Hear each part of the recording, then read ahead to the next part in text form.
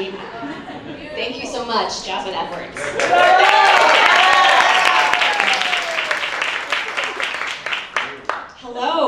Hello, and welcome. Hello. We're in our final performance of our 40th anniversary celebration. It's been fast, it's been full. I have a lot of feelings right now, and here we are together. So welcome. I'm so glad to be celebrating with you. My name is Darcy Birch-Cohorst. I will be your MC for this evening. And I'm very pleased to be with all of you. Some familiar faces, some new faces, and I'm just soaking it all up. So, a few housekeeping things before we begin.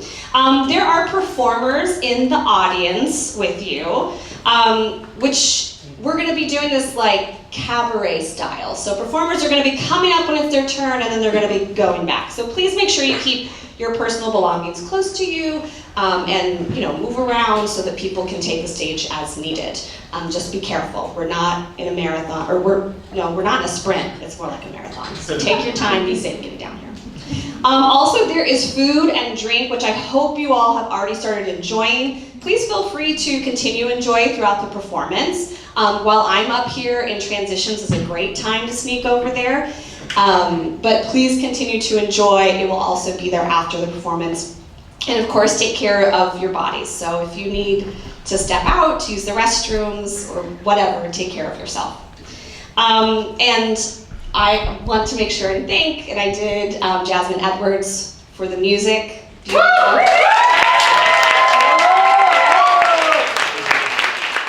And then I also want to thank our ASL interpreters with us this evening, Cedar Jones and Olivia Shue. Thank you very much for being here with us. I don't know, well, how many of you have been here at least one other night? Okay. And how many of you are here for the first time? Okay, that was a mixed response. I would like it with excitement. Yesterday I made the crowd redo it with kind of boos, but let's be excited. Are you here for your first night tonight? Okay, great. Well, so those of you that don't know, I have been playing with this idea of what AI might help bring us with drama therapy. And I've been using ChatRDT to help generate some ideas, bring some playfulness. I'm gonna be honest, it's not really worked out. It's not what I want it to be. And I will tell you that before coming here, I did spend some time with AI, and I actually asked it if it thought that it would replace therapists at any point. And it very quickly said no, which I think it's programmed to say no. But then it said, and this is real, it said, AI has not yet developed the sophistication to replicate the nuance of human emotions. And while I have no doubt that we're going to have AI robot overlords at some point, and I hope it remembers me as being nice to it, I don't think it will ever be able to replicate the nuance of human emotions. It can't feel what we can feel. It can't live the lives that we have lived. It can't be community in the way that we are. But it did teach me that drama therapy apparently always has to have a twist. And it gave me a lecture about how a twist is a theatrical component, and I felt very talked down to. But I thought, okay, so let's twist it a little tonight. So just very quickly, because I don't want to get the hook, very quickly, I'm going to invite 3 people down to be our ChatRDT live this evening. So anybody willing to come down here? It's going to be really simple, I promise. No one is willing to come down here. Thank you.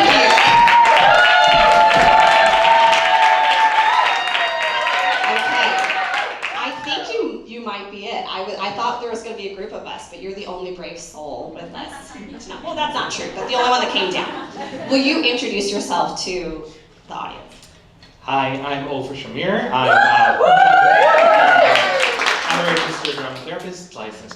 therapist, and I am a professor here for therapeutic theater. So we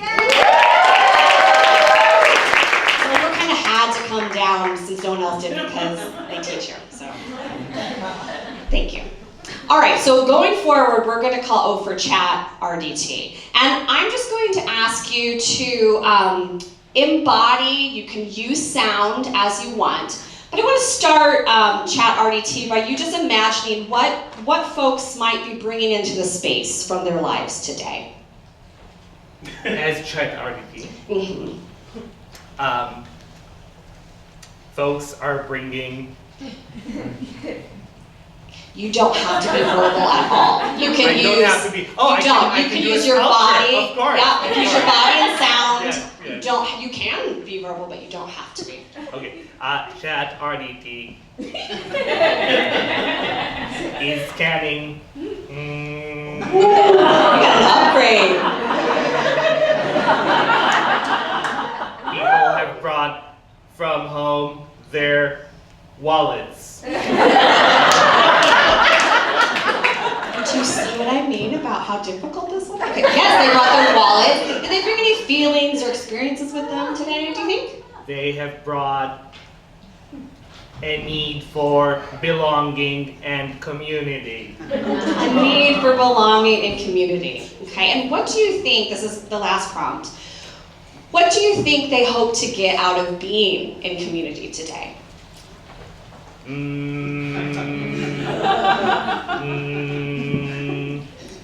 They hope to get enjoyment. They hope to get moved. They hope to get connections. Wow. They hope to get food. Enjoyment, moved, connections, food. Okay, yes. Please, everyone give chat RDT a round of applause.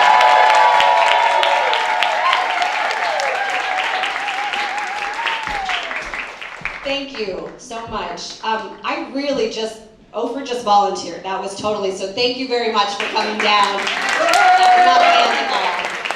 I think that's a bit of an upgrade from what we've had so far. It touches in a different way. We're going to keep working on the AI component of chat RDT, and if anyone creates a chat RDT, you have to give me royalties because I said it here first. Okay, so it's recorded. So I'm actually going to take this opportunity to also embody. I'm getting a whim here, and I'm going to try to think of like what the future. Excuse me. I'm really sorry. I was inexplicably backstage moving things. We're in a performance. I know. You should know. While I'm here, suggestions. Okay. Maybe some thoughts. I'm sure you do. All right. The future. Oh, about the future. Yeah.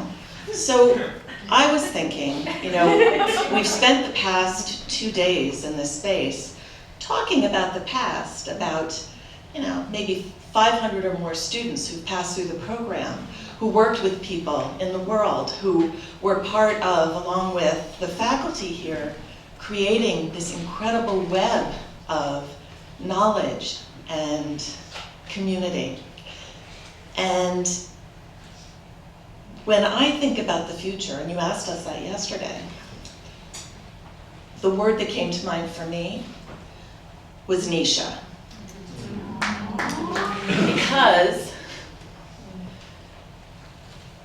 there's only, I think Nisha has done more for drama therapy as a profession than any drama therapist in the world.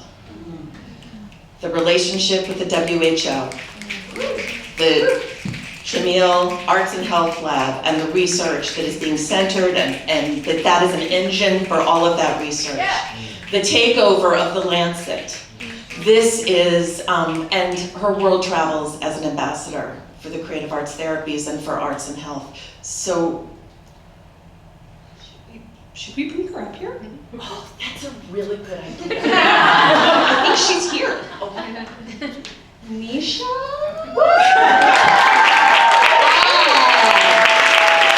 The director of the drama therapy program, Nisha Sajjani.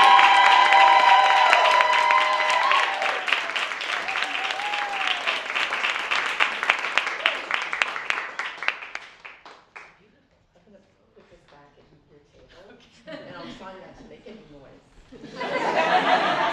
It's Maria. I'm going to hand this mic over to Nisha.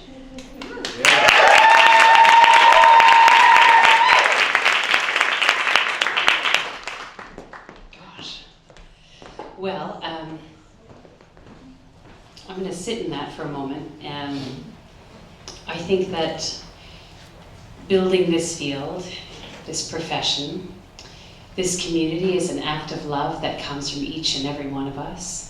And I felt it so palpably in this space over the last few days and in the year leading up to it as we've co-created this together. I want to acknowledge the founder of this program who's going to join us up on stage in just a moment, and we'll celebrate him fully then. But I also want to say, when we think about foundations of this field, we need to thank Robert Landy, who I cannot find. Where are you? Where? There you are. So Robert.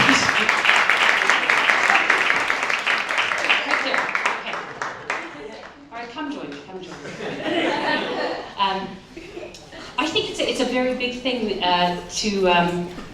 to nurture and to grow a profession from nothing, a field from nothing. Well, I mean, I know that I'm going to contradict myself here, because it's many people over many years who've understood that theater and performance and ritual have healing properties, that these ideas go very, very, very far back.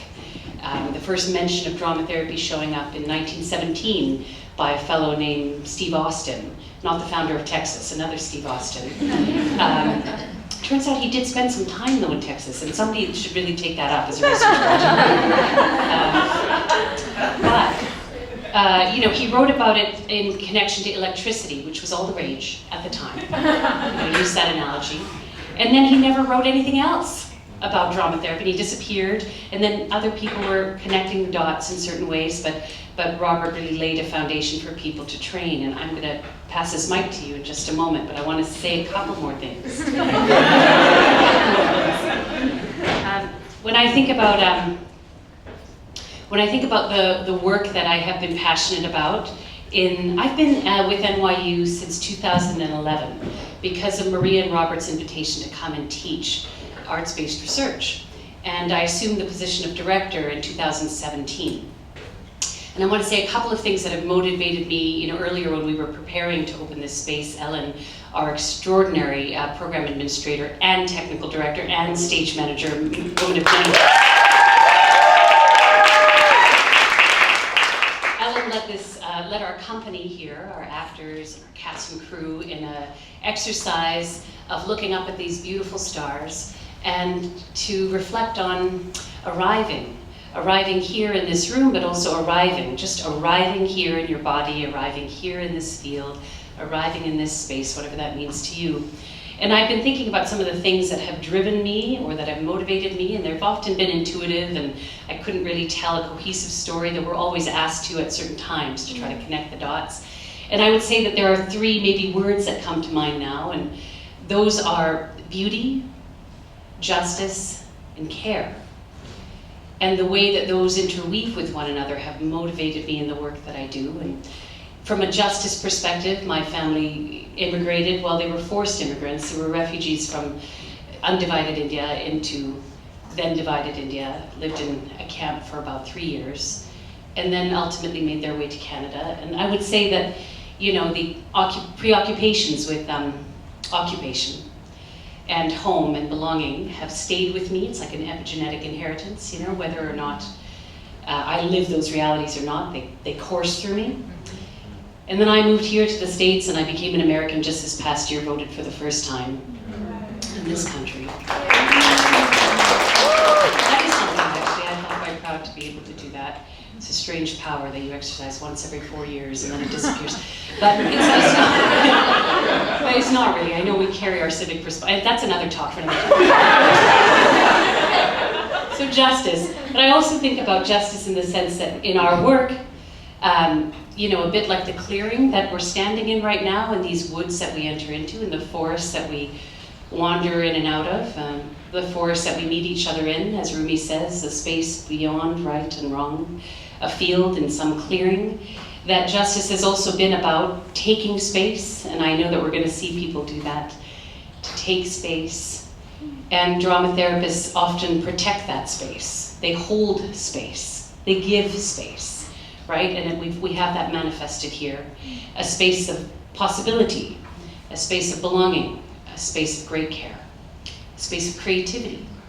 So that leads me maybe to the word beauty, because this space is beautiful, is it not? Yes. Is it not beautiful? And that there's a dignity in that. There's a dignity in that. And I know that as drama therapists, many of us we've said, okay, well, we're leaving the world of professional theater and we're going to go behind the scenes and we're going to care for people through the art of theater. But we don't leave behind the beauty of it. We don't leave behind the aesthetic frame. We don't privilege it as much. We don't think about production values in the same way. Process, in fact, becomes performance, right? And we think about relational aesthetics, which this room has been full of, our relationships to each other. And there is such great beauty in that. And that's what I mean by beauty. The cohesion, the composition of relationships in a space. And I think about care.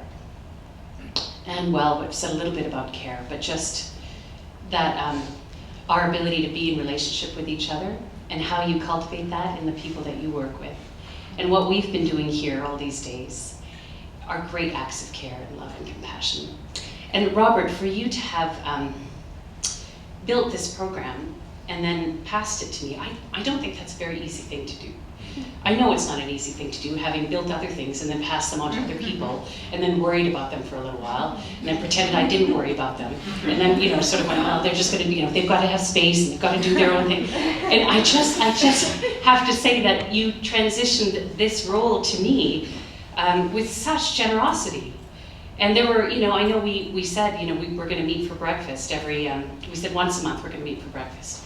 And we did that for a little while, because transitioning something like this requires great care, and it requires a long walk together. And we don't meet every month now, but we live in the same faculty complex. You know, when I moved into Robert's office, Robert, they had taken all your things and they just moved it into this little space, you remember, right outside the office? And I remember you coming in one day, and I thought, this is really awkward. It was like one of my first weeks there, and I thought, how do I sit in this space, you know, and start to really feel at home here in this role?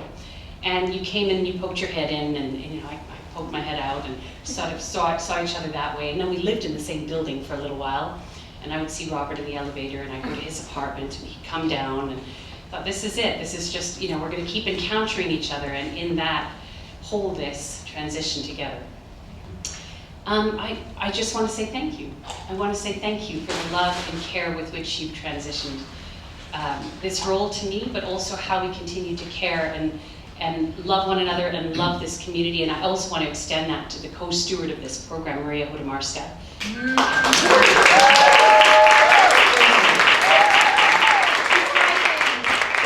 Right there with the cymbals. Maria's, I think, greatest gift. Maria's learning how to play the drums. She's learning how to play the drums right now. Maria has to learn how to make more noise.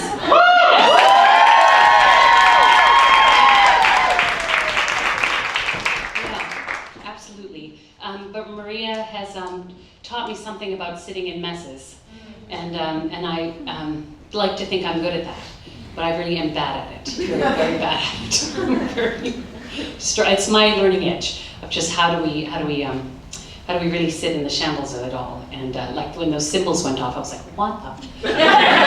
Seriously, who is distracted? Perfect atmosphere. Of course. Anyway, all right. So there are, there are many people that that ought to be thanked, and I'm going to pass this to you. I want to thank Callie Short for overseeing the entire line. And Callie's committee, Jason and Carlos and Clara. Let's give them I want to thank, of course, we thanked Ellen, but we can thank her again.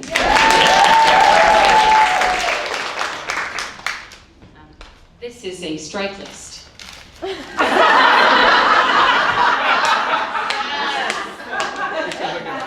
have my list. Okay, I dropped it somewhere. No, this is, what is this?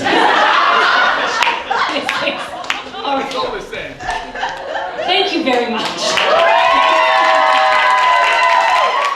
You know, the magic of theater. Ask her. Thank you very much, Brea. I'd like to thank Brea. And William, and the wonderful production team. Thank you very much. Those on camera, those on crew. Jonathan, can we thank Jonathan? Where's Jonathan? Someone in the bathroom. Let me just check here. Our wonderful ASL interpreters. Thank you very much. And I just want to take a moment before we continue to remember a few people who are no longer with us.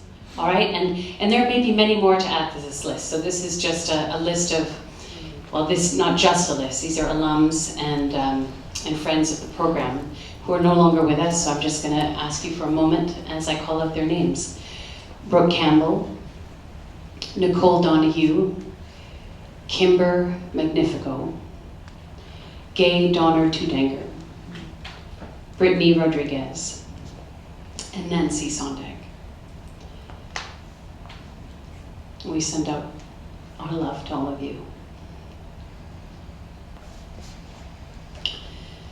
Robert, I pass this to you now. Thank you.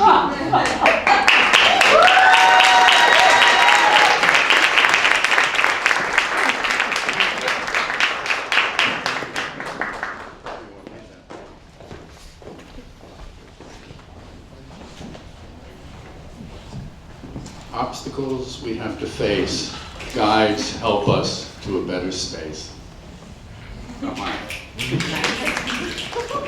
So, this has been a powerful couple of days for me. I've thought about this event for quite a while, and I mentioned in the first night of the talk that this 40th anniversary of drama therapy at NYU coincides with the 80th birthday of my life. And so there's a symmetry. 4 times 2 is 8. Wow. So it's crazy. And I think I also mentioned during that first day that when I woke up the morning that I turned 80 and I sat up in bed, I was absolutely dumbfounded. Nothing made sense. Nothing made sense except one thing, which was to be in the moment as much as I could and to remind myself that that's the way to live every single day, past, present, and future. So I wanted to just mention that. So here's what I thought. I had a whole prepared thing for today, and I got home last night and I threw it away and began to do something else. And so it's a little of this, a little of that. So the little of this is this.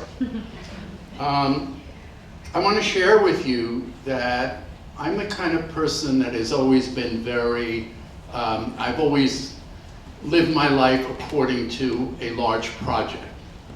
And in 1979, when I came to NYU, my project was to build something new. I didn't know exactly what it would be. I didn't know how to do it. I didn't know the university. I didn't know the bureaucracy. I didn't know my God very well. And so I needed to find a way to build this new thing out of the things that I knew. And it was difficult, and I did it alone, actually. And after it was done, and Anisha spoke about how hard it is to let go, for me it's actually not at some level. I'm the kind of person that takes on a big project, throws myself into it, gives myself everything I possibly can, and when it's over, whatever over means, whatever finish means, and I also understand that to finish something also means to not have finished something, or maybe to understand that in finishing there is the seeds of unfinishing. So once I end, I say goodbye. I truly do. So Nisha, in some ways I was able to say goodbye as I said hello to you. And I was very confident. I knew who you were. I knew in some sense who you were going to become in a sort of a broader sense. And I was very, very comfortable with that, and I could do it. And I believe very strongly in a larger sense that if you truly love somebody or something, then you have to be able to let it go, or else something is missing in that connection, that love connection. So I've learned that over my years, and I'm pretty good at it. However,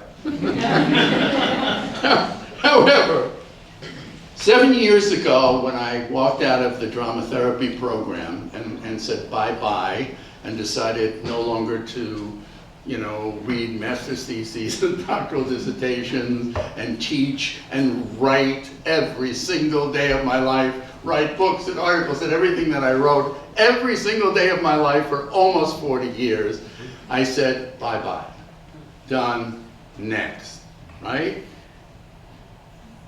But I realized there was something missing. And I knew it. I've known it for a long time since I retired. I knew there was something missing. There's always something missing. That's the hero's journey, right? The search for the thing that's missing. There's always something missing. And I felt it very strongly. And then I got the call from Nisha and Maria to return for this amazing event and to speak and share some stories. I didn't know what that meant. I didn't know what story to do. Anyway, here I am. And I realized yesterday, last night, that in the 2 days that I spoke to you, with you, something happened. It was very powerful. It happened to me last night.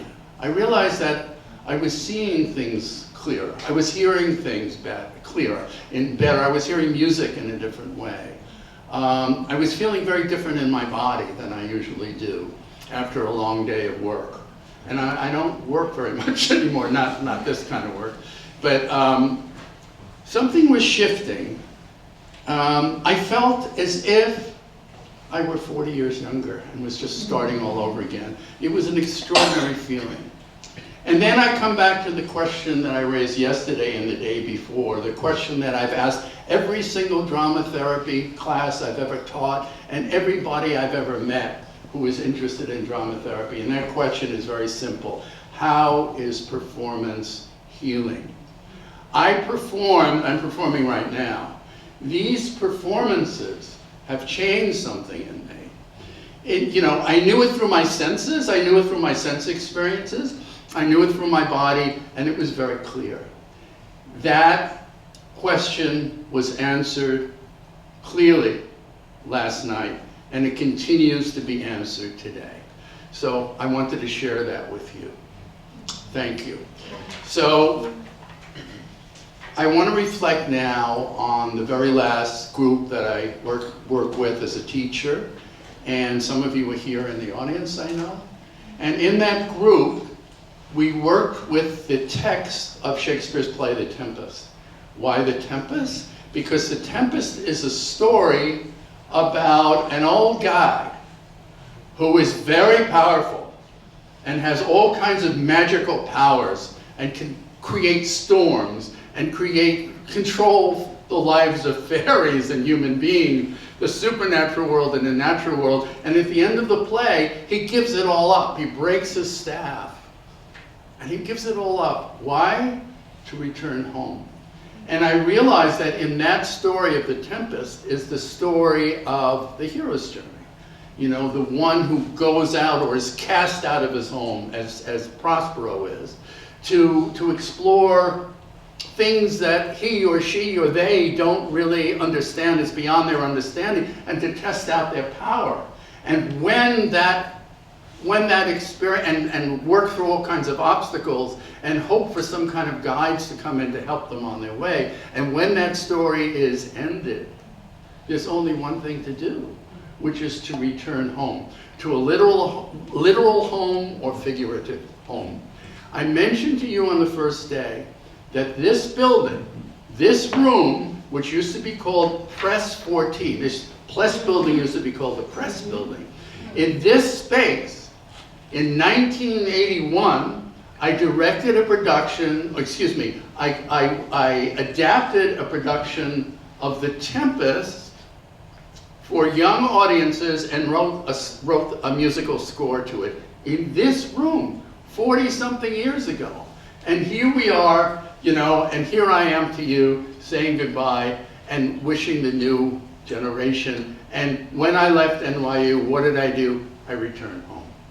And so that's it. That's the hero's journey. That's this process. So I'd like to invite those of you from that last group that, that enacted, embodied the characters in The Tempest, the leave taking of Prospero, to come up with me now, if you're here. You can't come up with me if you're not here. Except for Ellen. Ellen is God. She's up in the clouds. She was part of that group, so she will appear as in her godlike state.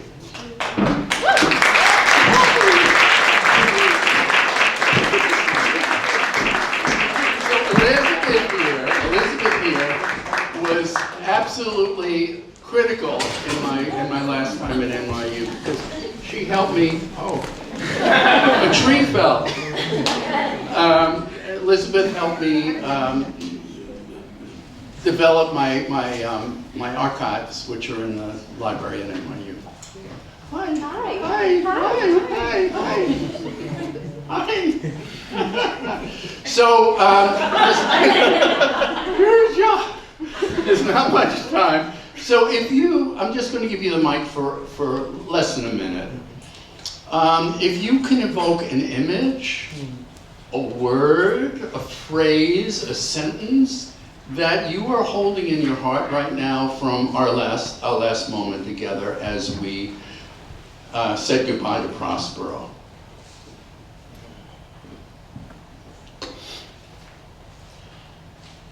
Intense love, intense respect, and hope.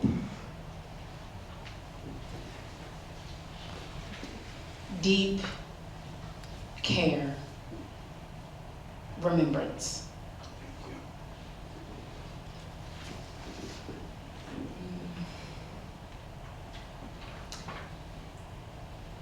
I'm gonna do a gesture.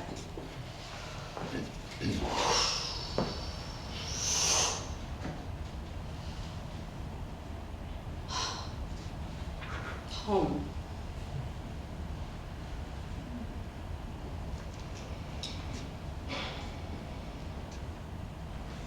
From there to here, and then somewhere else.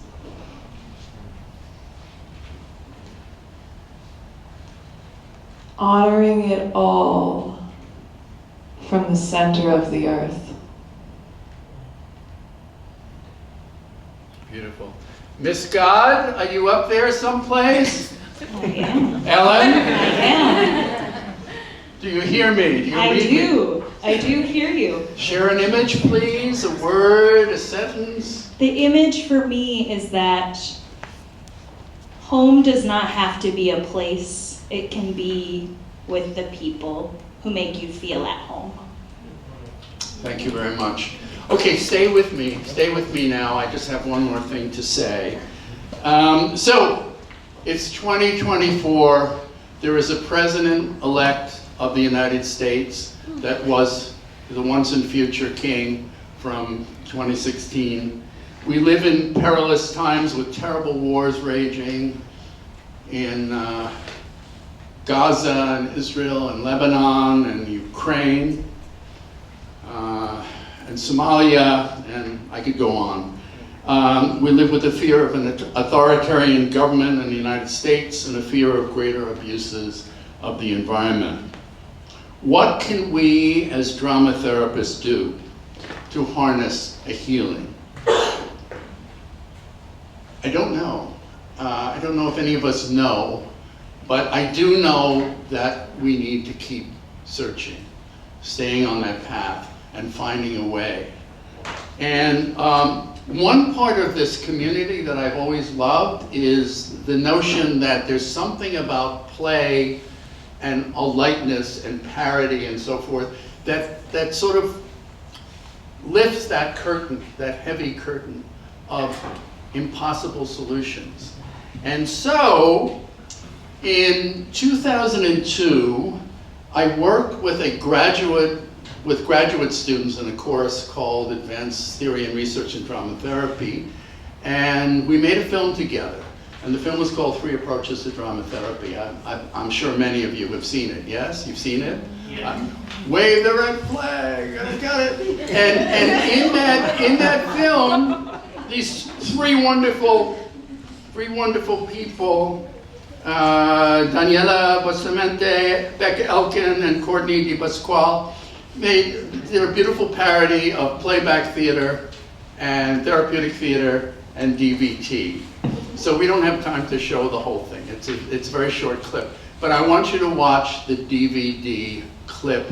Let's watch now. Let's all stand on the side for a moment. Watch the tape.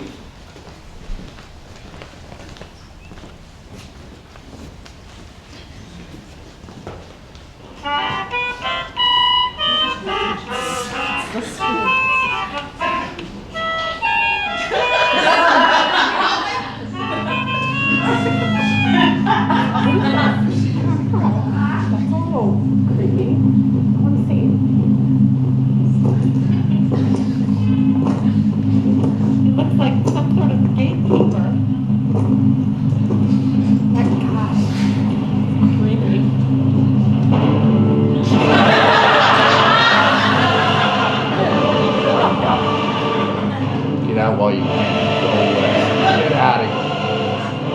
Turn back! Get out of here! Get out! Get out! Get out! It's toxic! It'll kill you! Get out of here!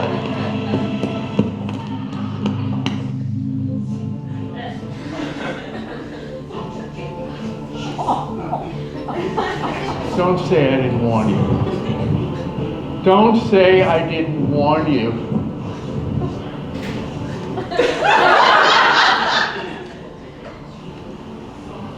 Is he gone? Is it safe? I don't know, let's go find out. Okay.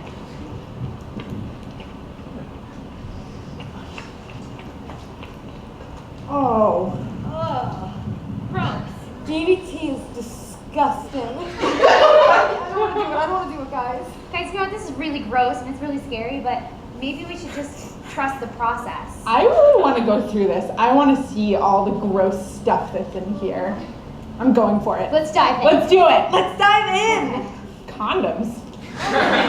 Poopy jokes. Vomit? Is that a vagina? Yeah, that is a vagina. Oh, it's a vagina. Oh, that's weird. It's upside down. Ew, there's the Ebola virus in here. Don't get that near me. Oh, but he's kind of cute. Global butt. Oh, global butt. Okay. Global tears. Oh, what is that? It's vomit. It's the vomit. Oh, gross. You know what? Maybe. There's some beer in here. You know, poopy jokes aren't that bad.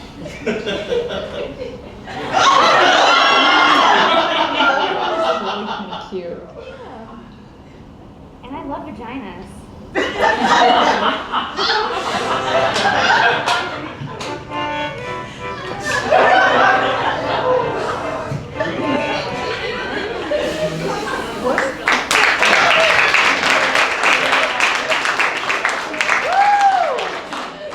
Okay, the magic of brilliant students, as we've always had in this program. And speaking of brilliant students, could all of those people that are in the current first and second year drama therapy please stand up for and let us honor the new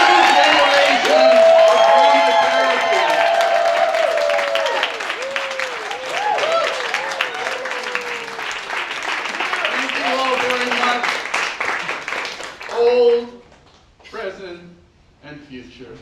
I love you all. Thank you. I had the unique opportunity of being like kind of a stancer. There was a couple of years of us where I was able to be with Robert in class and have him as my program director, but also had class with Nisha, and interviews were happening and the excitement of the change, and maybe Nisha joining, and it was a fun and kind of wild time, and I feel very honored that I got to work with both of them, and excited to be called back with this very special performance. Thank you to you both. We're going to move forward with our performance, and so now I'm going to invite to the stage Britton Williams and Jasmine Edwards.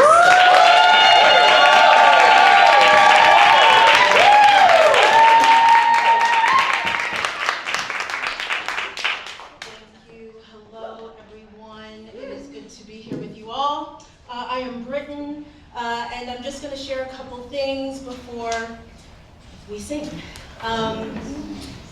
So I actually, my journey with NYU started when I was undergrad at Tisch in Cap 21, and I was here to study theater with a concentration in musical theater because I love to sing. And while I was in Cap 21, one year I took a class, Theater and Therapy 1, with Greta Schnitt. Blew my mind. I loved the class. Everything that I learned in that class was interesting to me. All of the activities that we would do, I got excited about. In fact, I had so many notebooks from that class, and one year when I was traveling home to be with my mom for the summer, there was a fire, and I lost everything that was in storage. And one of the things that was most devastating to lose was the notebooks. It was the notebooks from that class. However, at the time I knew or believed that, well, I came to this school so that I could go and perform. And so I graduated, and I did. I went and I performed. And I enjoyed that work. I continued to sing, I continued to act, I continued to do musical theater.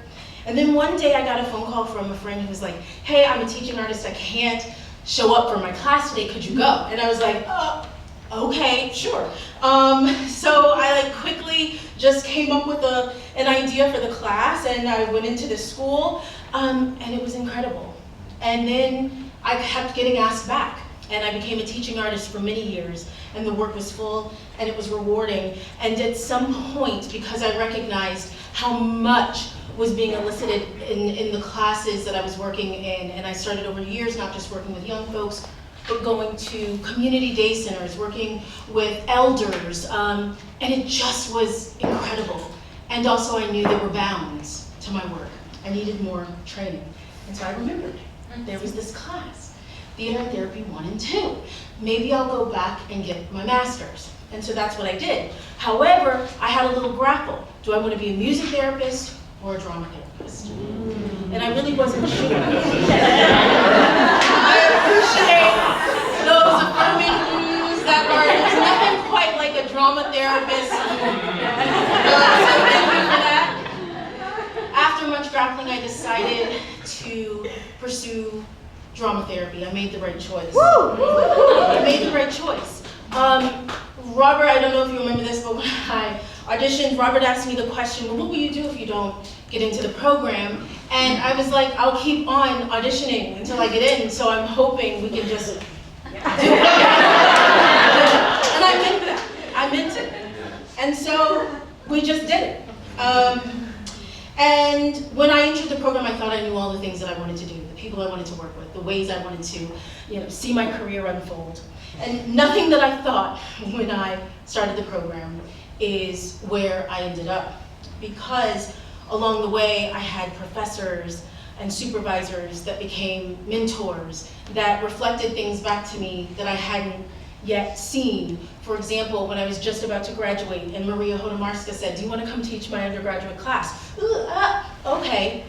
I mean, back then it was just like, I don't know if I know what I'm doing, but okay, I'll try it. Which was, there's something about that ability to say yes when someone believes in you. And I taught the class. I guest lectured, and I loved it. I never thought that I would want to teach, but I absolutely loved it. A couple years later, so after much more guest lecturing, got a call from Nisha. Would you like to come on as an adjunct and teach cross-cultural? Whoa, okay. Yeah. So I said yes, and I've not looked back. Along the way, folks have reflected back to me my capacity to be a researcher, something when I entered the program I never thought I would do. So what I'm saying is this is a place where I've become many selves. This is a place where I've tried on roles that I never thought I would take on. This is a place where I've met people who have changed the trajectory of my life. This is a place where I've met people who have become my nearest and dearest. I'm joined here today with my dear friend and colleague, Jasmine Edwards, who is a music therapist.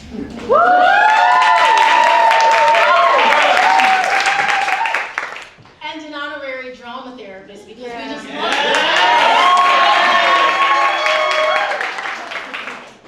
Because I knew if I was going to sing, which is something I don't quite do as much as I used to, I wanted to be accompanied by someone that I trust, and someone that I love, and someone that I know would journey with me with care.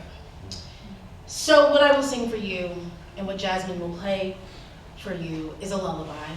I welcome you to close your eyes if you like, to enter the dream space. You may journey my journey with me, or you may think your journey into this song. And in the spirit of doing that which feels good, I will sing this song not for how good it sounds, but for how good it feels. So this is the journey.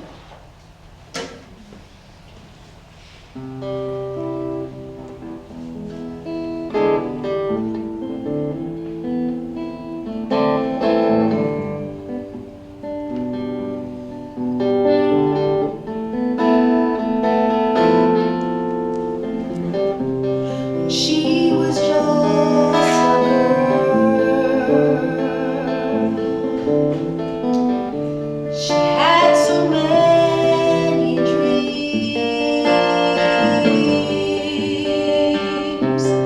All the things she thought she knew really what they seemed. He knew he loved to sing. Joy the stage could bring, when the truth is in hiding, the play could be the thing.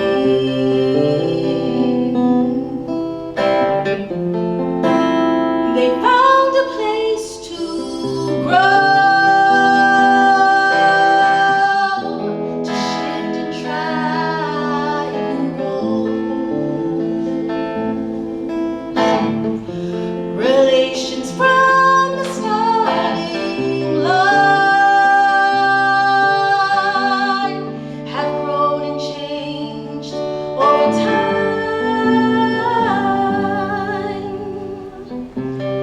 Complicated place, in complicated times, some things never change. So many turns on this road of mine, and yet same place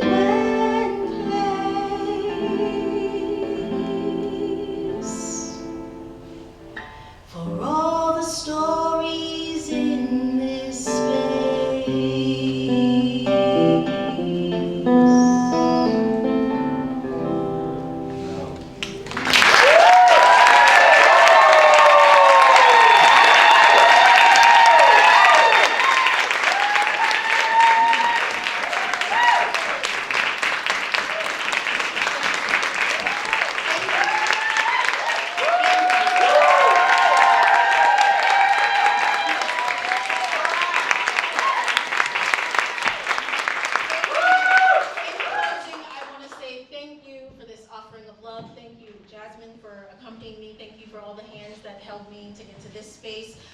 May we all hold the roles and stories that we just want to honor in this space. Thank you all. I'm gonna take that lullaby offering and just like cozy up with it and keep a little warm.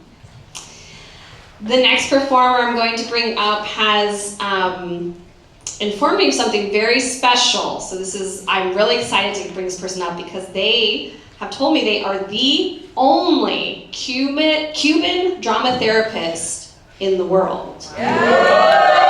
So that's pretty amazing.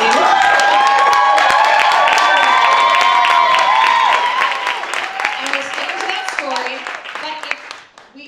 But if there are any other, Ida would like to know. Yeah.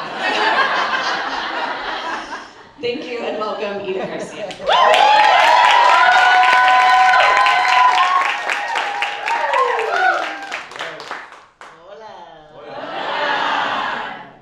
Let's take a moment because some magic was still in the space. Maybe you can join me in as I ground myself to take a deep breath. And exhale out. I needed that. My name is Ida Garcia. Soy cubana, born and raised in Cuba. And one thing I can say, drama therapy changed my life. I came as an immigrant from Cuba. I was an actress back then. And yeah, this new journey stirred up and shifted gears into what I didn't know thought I was going to do in a new country with a new language. And today I'm going to say a poem. It's called Los Zapaticos de Rosa. Hay una cubana in the stage, so it's just beautiful. And it's from Jose Marti, which is our main, the biggest author we have had, and is very important figure, and he actually was one of the biggest figures in helping Cubans to fight the Spaniards. So he was also an activist, revolutionary. He lived in New York for 10 years. So there's a lot of intersections between Marti and myself. And this poem is kind of like a poem that we are forced to say as kids, as childs in Cuba. Since you are 5 years old, you are kind of have to repeat these words. You don't even know what they mean, but you know the Zapaticos de Rosas is like part of your DNA.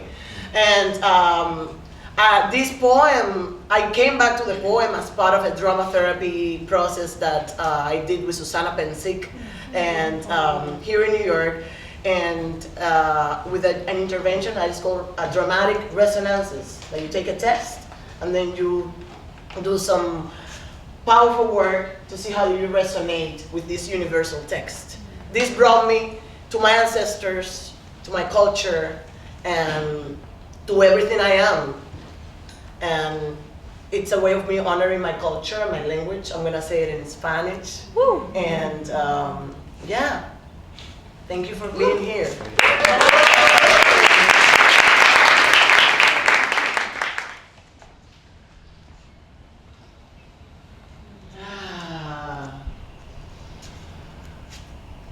Hay sol bueno y mar de espuma y arena fina. Y Pilar quiere salir a estrenar su sombrerito de pluma.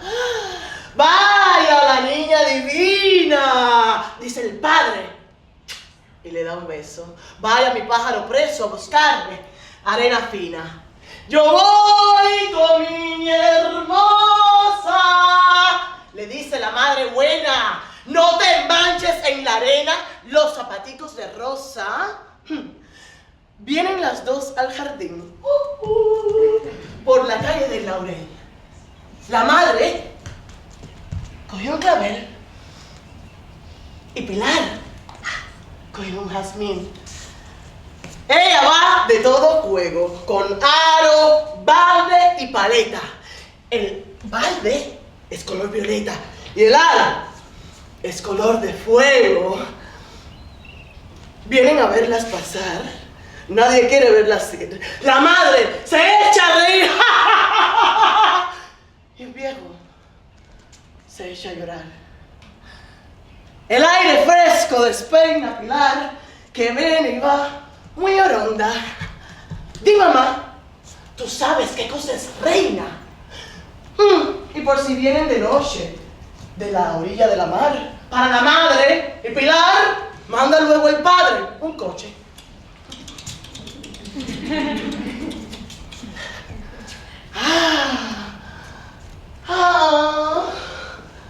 Está la playa muy linda. Todo el mundo está en la playa. Lleva espejuelos del año de la francesa Florinda. Está Alberto, el militar, que salió en la procesión con tricornio y con bastón, echando un bote a la mar. ¿Y qué más, Magdalena? Con tantas cintas y lazos, a la muñeca sin brazos, enterrándola en la arena. Conversan allá, en las sillas, sentadas con los señores. Las señoras como flores, debajo de las sombrillas. Pero está por estos modos, tan serio, muy triste el mar. Lo alegre, caballero, lo alegre, sale a doblar en la barranca de todos. Dicen que suenan mejor las ollas allá en la barranca y que la arena es muy blanca, donde están las niñas solas. Of course, Pilar corre a su mamá. Di, mamá, yo voy a ser buena. Déjame ir sola a la arena. Allá tú me ves, allá. Esta niña caprichosa. No hay tarde que no me enojes. Anda, pero no te mojes los zapaticos de rosa. Le llegó a los pies la espuma. Gritan alegres las dos. Y se va diciendo adiós. La del sombrero de plumas. Adiós. Se vaya donde muy lejos las aguas son más salobres. Donde se sientan los pobres. Donde se sientan los viejos. Se fue la niña a jugar. La espuma blanca bajó. Y pasó el tiempo y pasó un águila por el mar.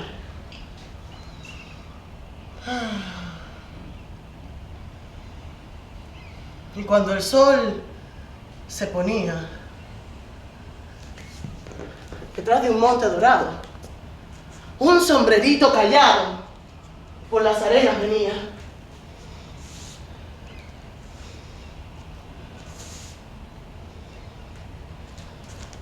Le cuesta mucho el andar. ¿Qué es lo que tiene Pilar, que viene así, con la cabecita baja? Bien sabe la madre hermosa por qué le cuesta el andar. ¿Y los zapatos, Pilar? ¿Los zapatitos de rosa? Di, loca, ¿dónde estarán?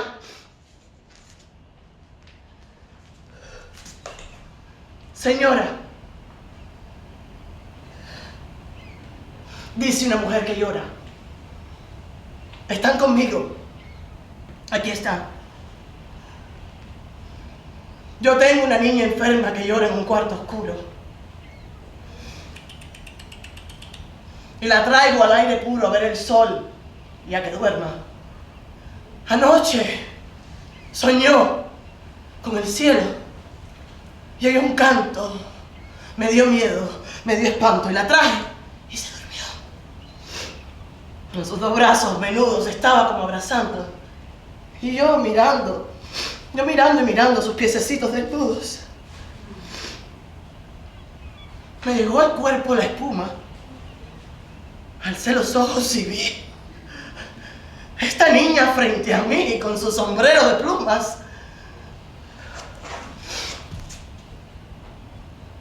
¿Se parece a los retratos tu niña? Es de cera. ¿Quiere jugar? Si quisiera. Ay. ¿Y por qué estás sin zapatos? La mano la abraza y tiene los pies tan fríos. No, toma los míos. Yo tengo más en mi casa.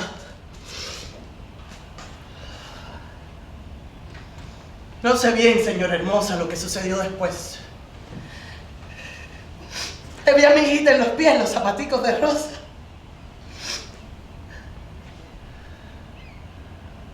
Se vio sacar los pañuelos a una rusa y a una inglesa. Y el área de la francesa se quitó los espejuelos. Alzó la madre sus brazos, se echó a Pilar en su pecho y sacó el traje de sello, sin adornos y sin lazos. Todo lo quiere saber de la enferma, la señora. No quiere saber que llora de pobreza una mujer. Sí, Pilar, dáselo todo. Tu manta, tu anillo. Y ella le dio su bolsillo. Le dio el clavel. Le dio un beso.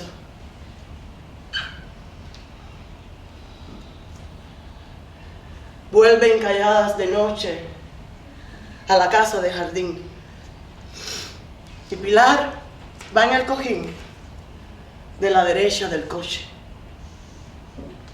Y dice una mariposa que vio desde su rosal, guardados en un cristal, los zapaticos de rosa.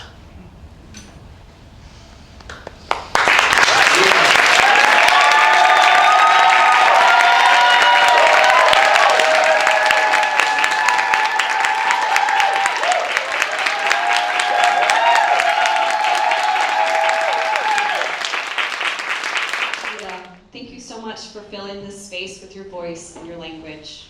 It was a pleasure to hear. For the next piece, I am going to need 3 volunteers from the audience. We're bringing up chairs for you now. Start thinking if you're willing. We're going to welcome Zenaida Disla, who's a graduate from 1997.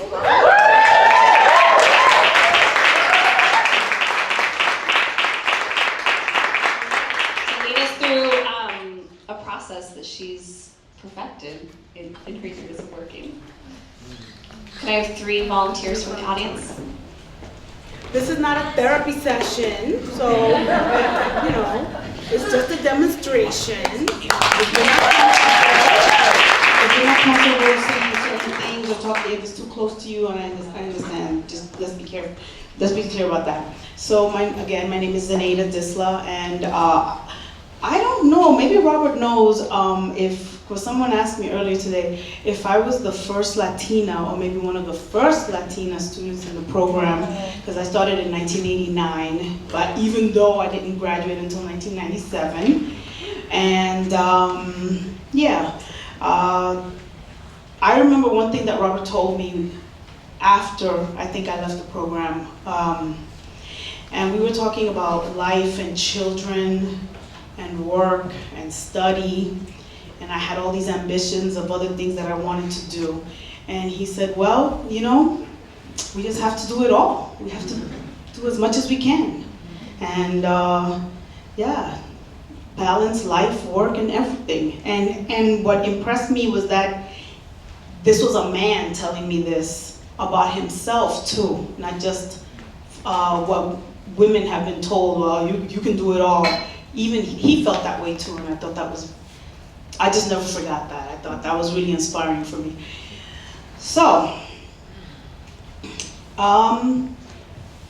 this is an exercise that I've done several times at my job when I work mostly with inpatients.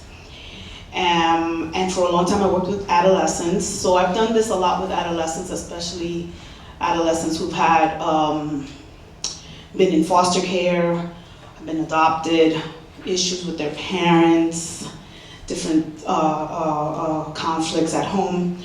And that's why I have this doll, which used to be my daughter's doll. And I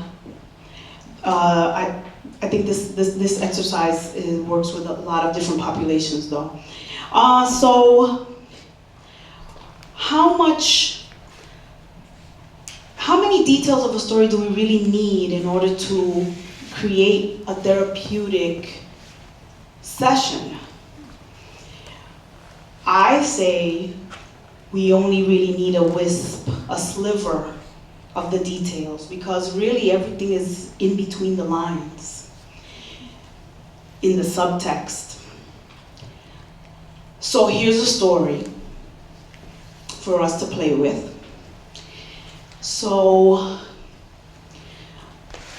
a king, in a jealous rage, jails his wife, the queen, sends her to prison because he believes he is not the father, that she has birthed a child of another man. So in his anger, he orders the baby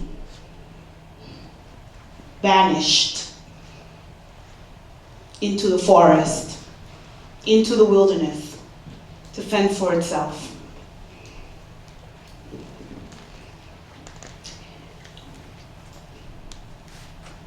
Imagine if this baby could speak. If this baby had the miraculous ability to express her feelings, her thoughts in this moment, in this situation, what would she say? What would she say?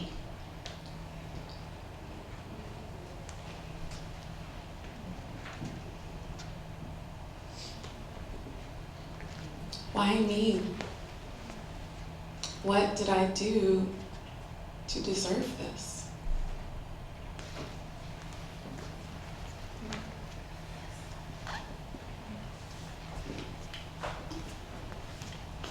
Was I not wanted?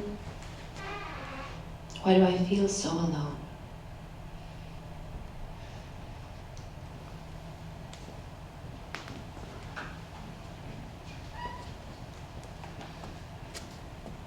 Mother, mother,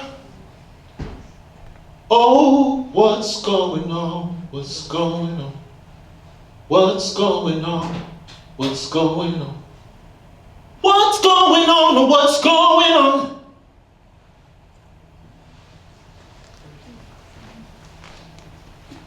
Thank you. So now that we've heard from the baby what she might be feeling, what if she were able to confront her father? What would that conversation be like, either in the present or in the future? What might that be like? So, if the father could speak, what would he say to her? I'm going to let you choose who wants to go first.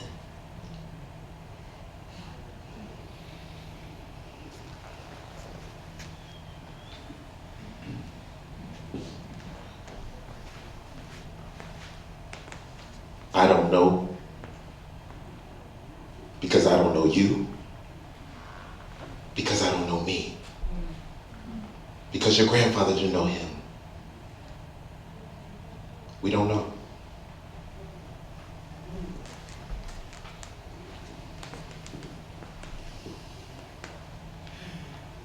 I was betrayed. I felt betrayed by your mother. I was angry. I couldn't think straight. And until now, I'm still angry when I look at you because it reminds me of her.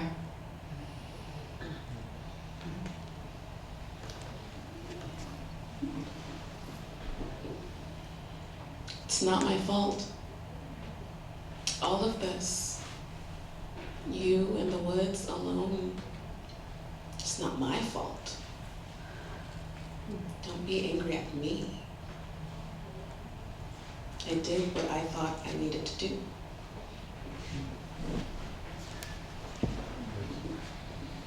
Okay, and the last thing we're going to do is I'm going to give each of you an opportunity to give this baby some advice, what would be your own personal advice? What would you tell her? What would you say to this baby if you could offer her guidance to go through her life or this world? Oh dear, precious child.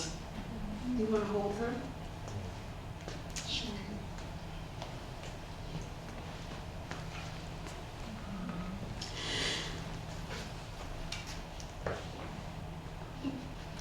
You may feel like you have nothing, but please realize that you have everything you need.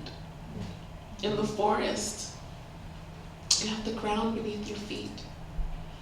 You have the song of the birds. You have the wind blowing through your hair. You have the shade from the trees, and you have the light of the sun. If you look closely and think, you have everything you need.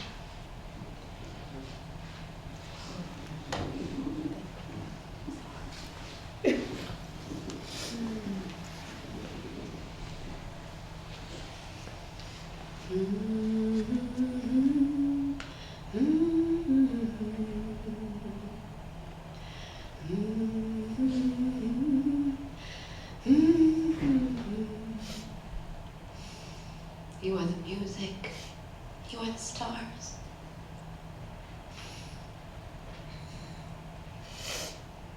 You don't need to find yourself, or maybe you do. But that's your journey. And you'll come to realize you've always known who you are and come back where you started. With new eyes, with bright eyes, because you are the future. You are your future and your present.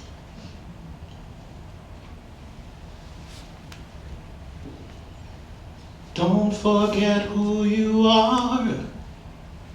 You're blessed with, baby, so marvelous. No one like you, just look around. You cannot determine to give up now. Because yes, Jesus loves you. Yes, Jesus loves you. Yes, Jesus loves you. Oh yes, he does. Thank you so much. I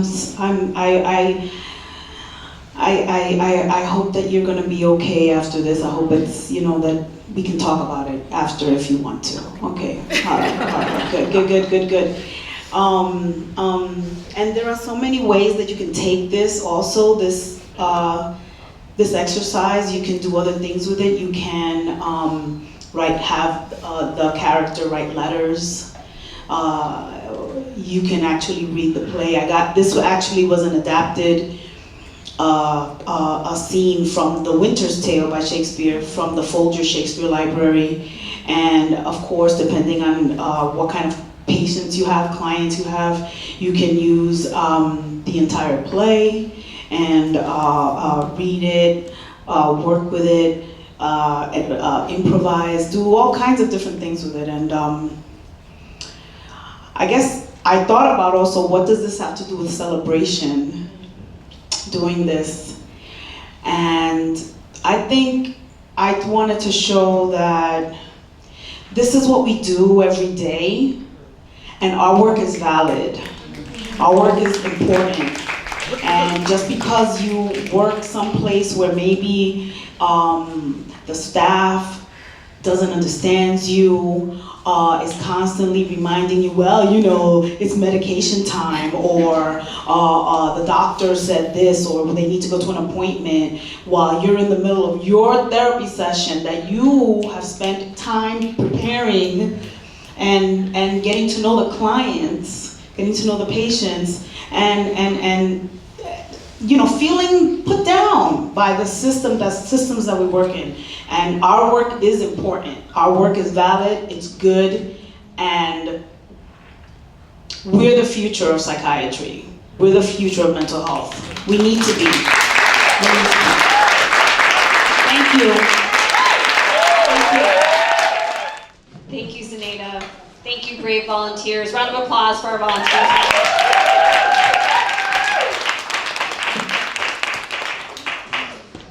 As we were doing our tech rehearsal, we were struck. It was the same and completely different, and we were struck by the power of what seems like a simple invitation, a simple projective, and here we saw that power again. We are powerful. What we do, as Zenaida said, is powerful. It's important. Thank you.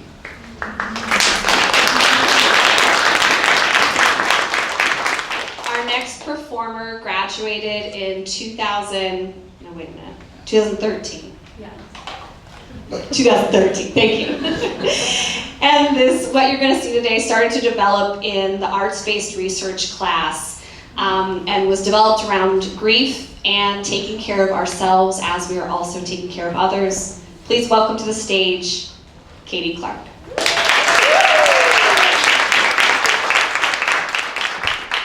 I wanted to say one thing before we start the track, but how is theater healing? And I wanted to answer that question by saying this: it's one of the only times we're given full permission to take up space.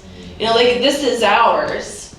And I think about, where we work and what we do with our jobs. We're not always told that we're welcome there. And we have to be persistent.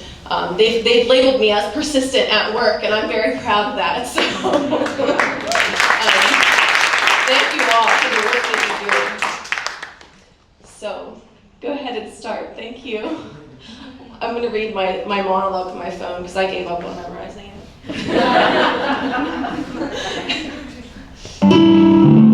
When I first sang this song at NYU, it was for a class project on grief. It helped me to grieve the loss of my Aunt Barbette. Since then, there have been many other losses of all kinds for all of us. But I hope that we may remember to never lose ourselves and to never close ourselves off to love while so freely giving it away. Music has been the way that I keep finding myself over and over, and I thank you all for letting me share my music with you today.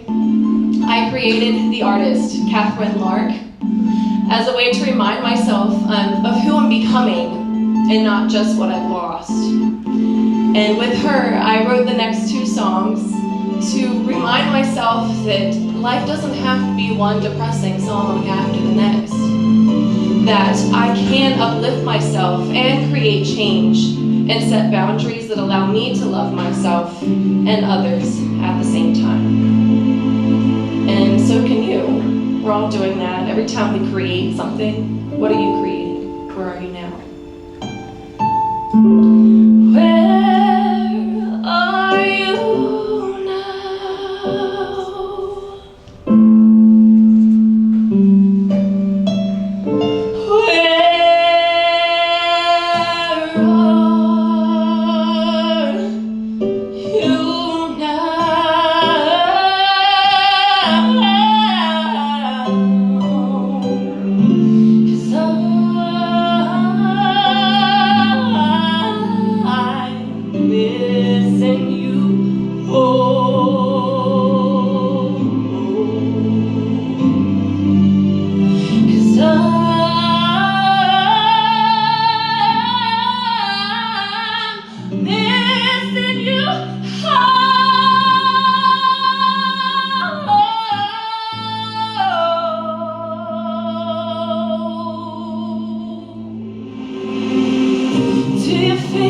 deep inside you? Deja vu we felt before. 'Cause I feel deep inside me right now. I don't like it, I don't like it, no. This is for anyone who's ever felt like they're stuck in a loop. Woo! Trying to put all of this behind me, then you remind me me what it looks like from the floor. The same old story, the same old roles. Played this drama before. Sick of this war. Won't be in the middle no more. It's time for a change. Broken but surviving. Soon I'll be thriving. A change, yeah. To keep me from dying. Soon I'll be thriving. Prayers are so exhausting. Keep talking, I can keep on walking. Words won't own me. You keep the old me. Only the memories. Do you feel it deep inside you? A deja vu we felt before. 'Cause I'm leaving for the last time right now. You won't like it, you won't like it, no. The same old story, the same old roles. Played this drama before. Sick of this war. Won't be in the middle no more. It's time for a change. Broken but surviving. Soon I'll be thriving. A change, yeah. To keep me from dying. Soon I'll be thriving. Ooh,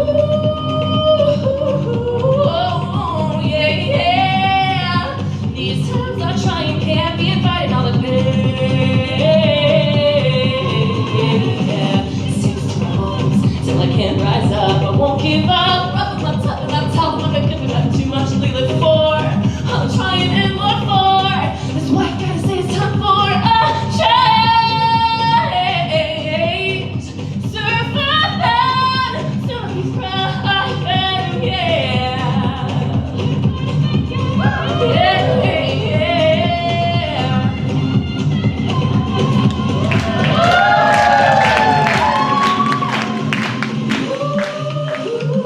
Ooh, yeah,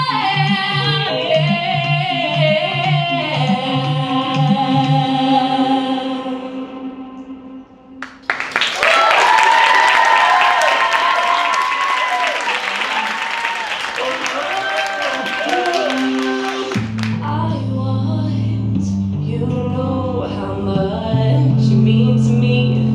You're the one for me, the one I want here with me to share myself, you and me.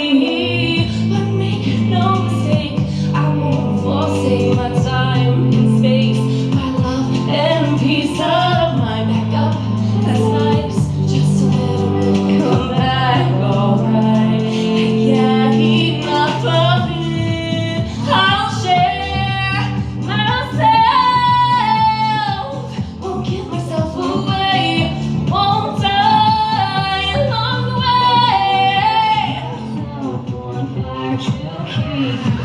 You're the one, you're the one, the one, you're the one, yeah. And I love me. You're the one, you're the one, the one, you're the one, yeah. I love you, and you love me. That's me, the one I'm looking for. Seeing you walk through my door. And the one I know you would do, 'cause I don't have to change myself for you. I made no mistake in choosing to take you as my love, my heart and peace of mind.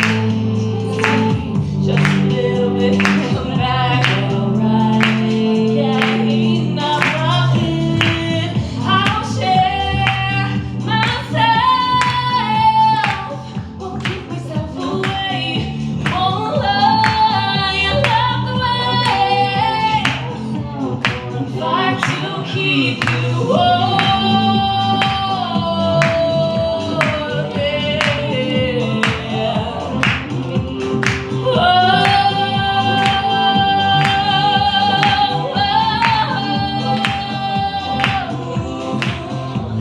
When it comes on me and they're telling me who they want me to be, I know I'm already free 'cause you show me how to love me. Oh, when it comes for you and they're telling me that I need someone new, I know I'm not gonna leave 'cause you show me how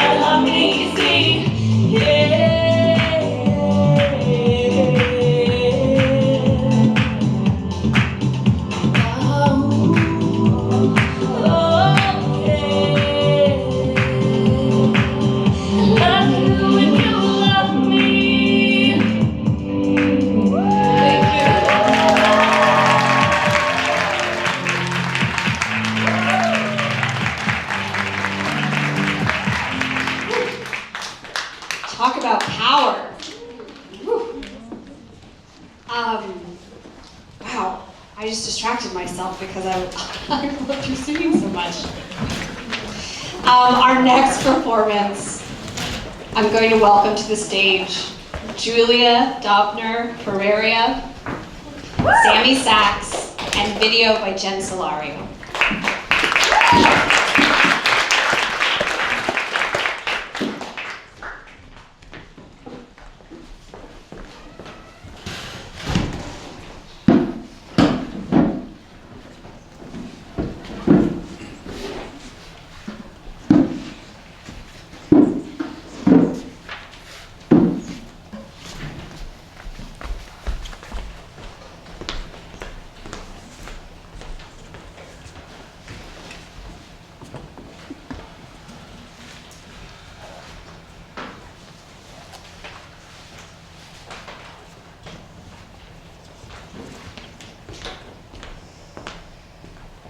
If there were a sympathy in choice, war, death, or sickness did lay siege to it, making it momentary as a sound, swift as a shadow, short as any dream, brief as the lightning and the cold night that in a spleen unfolds both heaven and earth, and ere a man hath power to say, behold, the jaws of darkness do devour it up.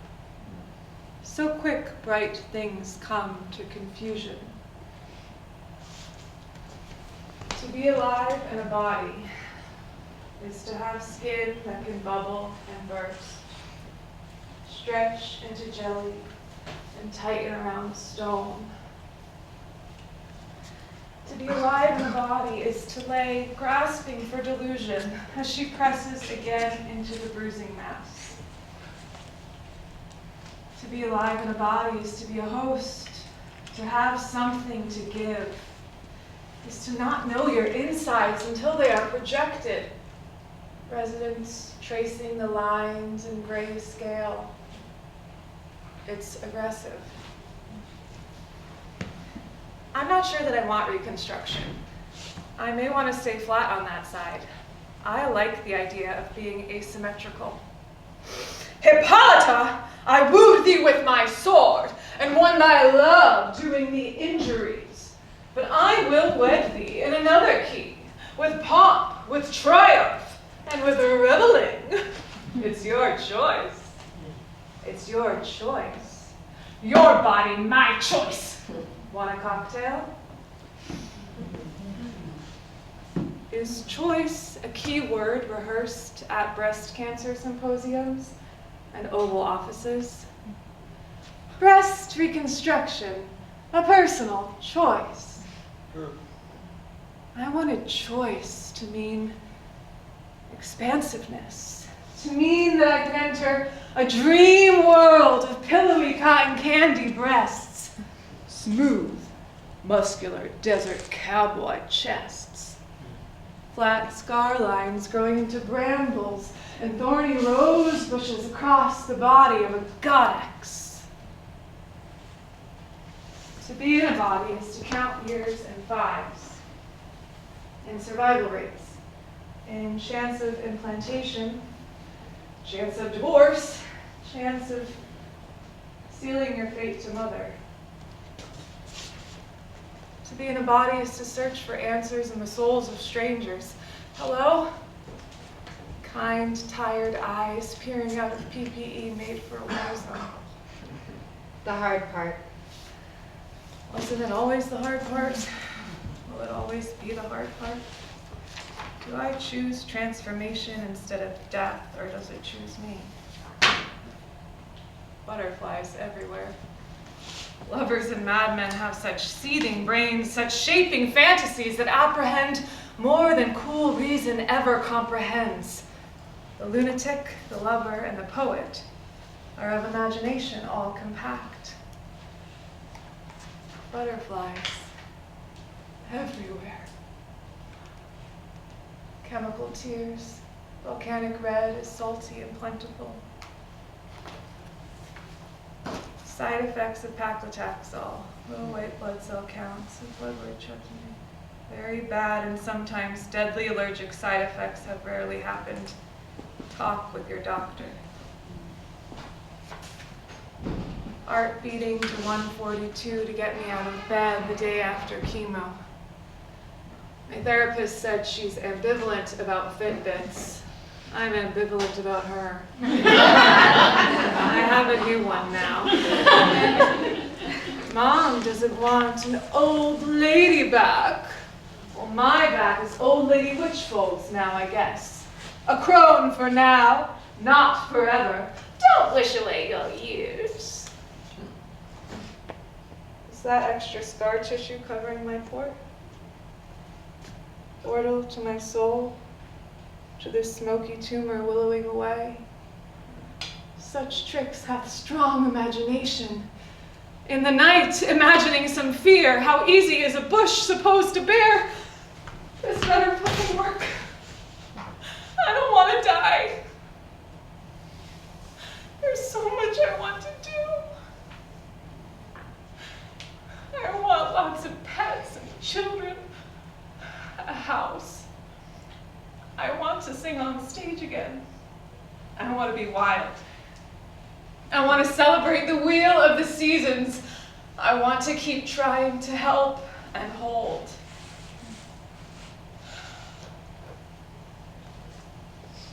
There's so many cards here. Flowers, gift cards, it all helps. It all hurts.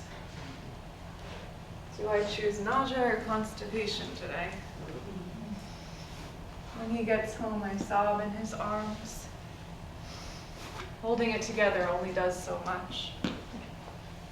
Falling apart only does so much.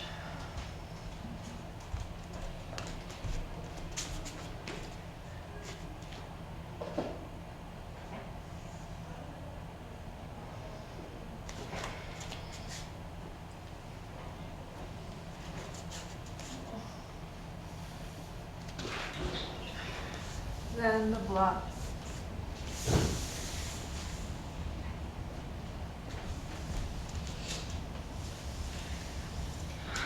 On the ground, sleep sound.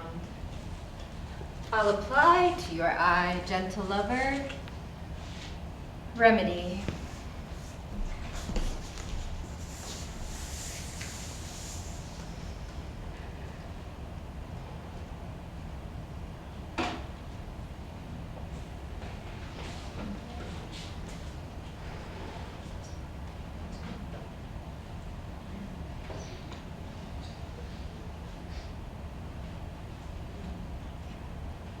I mean, that's something that consistently feels good. The creative part. Collecting whatever experience it is. Because the fact that it's a collection feels like I can have all the feelings. Like it's like a container.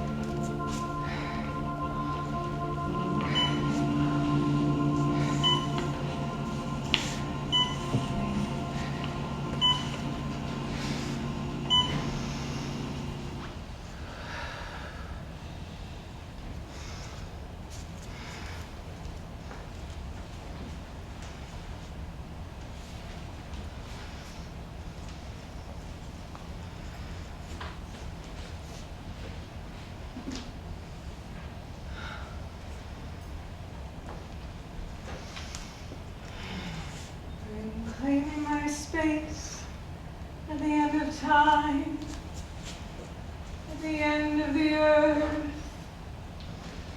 connecting to the living pulse of it all, to the ocean's rhythms, and the rise and fall of each day, still rising early,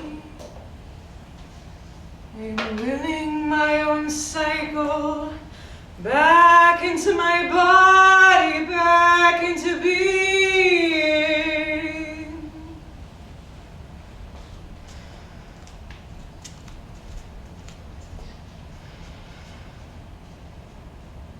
Dear Julia, I am learning to hold all of you, all at once. Your asymmetries demand creativity, and if we honor them, we can allow magic to flow through the unknown and into our being. For the medical system or the constructs that tell us we have to choose, I pretend to be certain when I have to be, and then in our dreams we embrace the uncertainty. Your time and energy are fluid now. Your life force is bubbling up from the center of the earth. I promise to listen. All beings deserve this. I mean, that's something that can Non credermi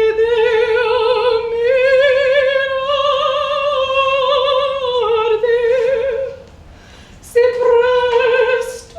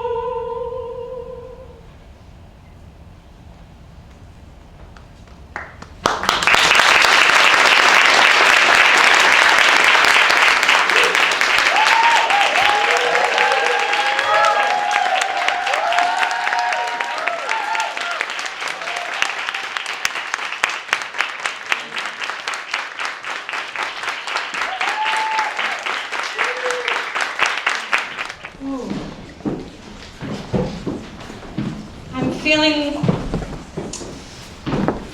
feeling all mixed up. I'm feeling the power of the performances today. I'm feeling grief. I'm feeling chaos as things are shifting for our next piece. I'm feeling grounded and grounding. I'm feeling tired, and I'm feeling excited.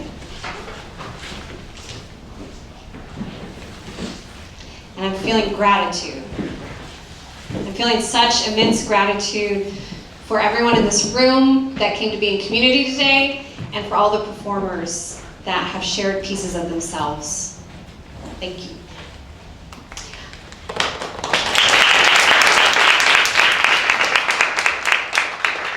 Our final performance today is going to be the third piece of a presentation by the Kaleidoscope Repertory Theater Company. And I'm going to pass emceeing duties on over to Treasure.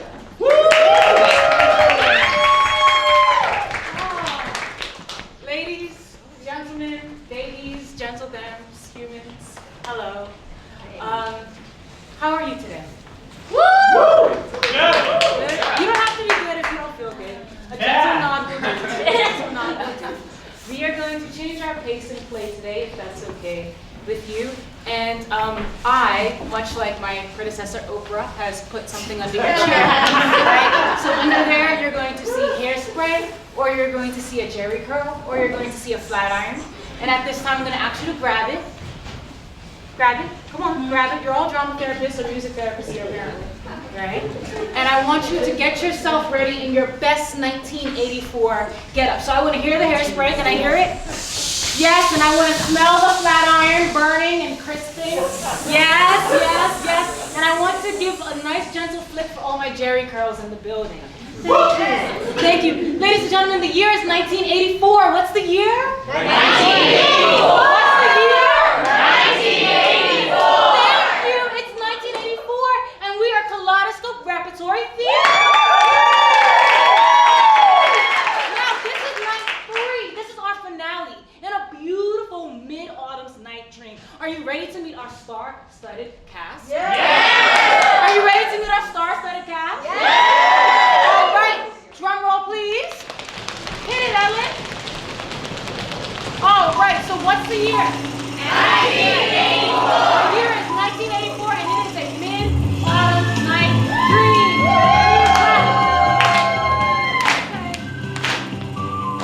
All right, so we've met a lot of people over the past 2 days. We've met nobles and mechanics. We've seen weddings. We've seen lovers. And at this time, we want to bring you the finale of our mid-autumn night dream. Is that okay with you? Okay, I said, is that okay with you? Is that okay with you? Okay. Ladies and gentlemen, keep clapping. Keep clapping. And bring it up. And bring it up. The first people we'll be meeting this evening is the mechanical Bonobos.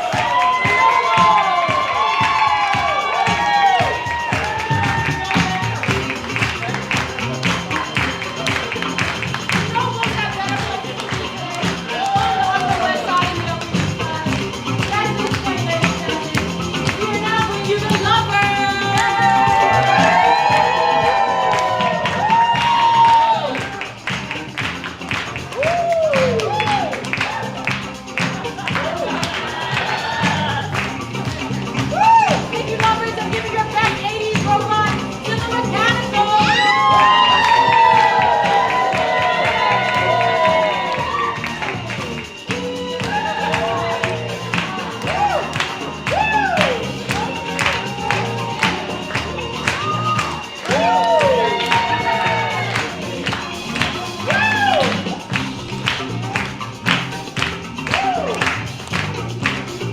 And get your pixie dust ready from the fairy.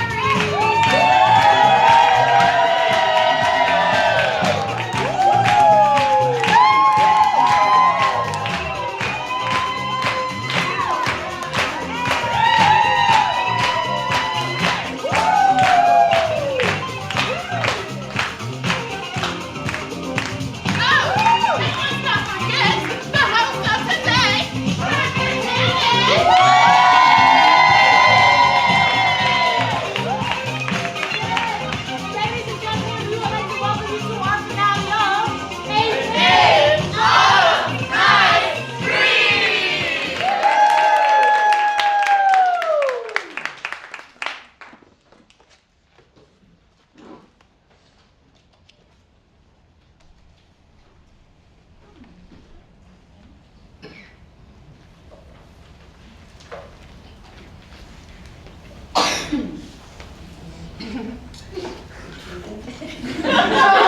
At this point in time, we have the mechanicals. I was looking for the perfect spot for rehearsal. Okay, here we go. Yes, we got that.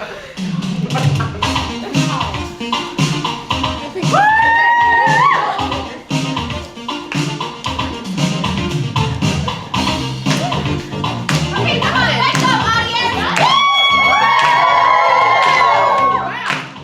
Yes. Wow. Here is a marvelous, convenient spot for our rehearsal. Peter Quiz! Yes. There are things in this comedy of Pyramus and Thisbe that will never please.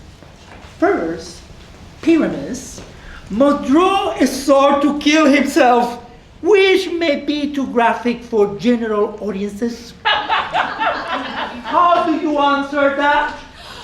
A parlous fear. I believe we must leave the killing out when all is said and done. Not a whit. I have a device to make all well. Write me a trigger warning and let it seem to say that we will not do harm with our sword and the Pyramus is not killed indeed. This will put them out of fear.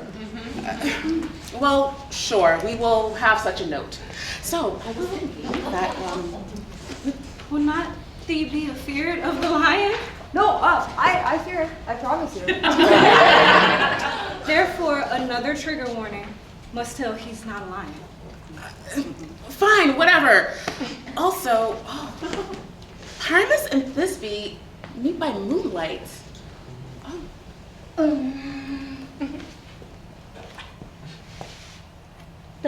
moon shine the night when we play our play. Yes, it does shine that night. Or else, one must come in with a bush of thorns and a lantern and say he comes to present moonlight. Yeah.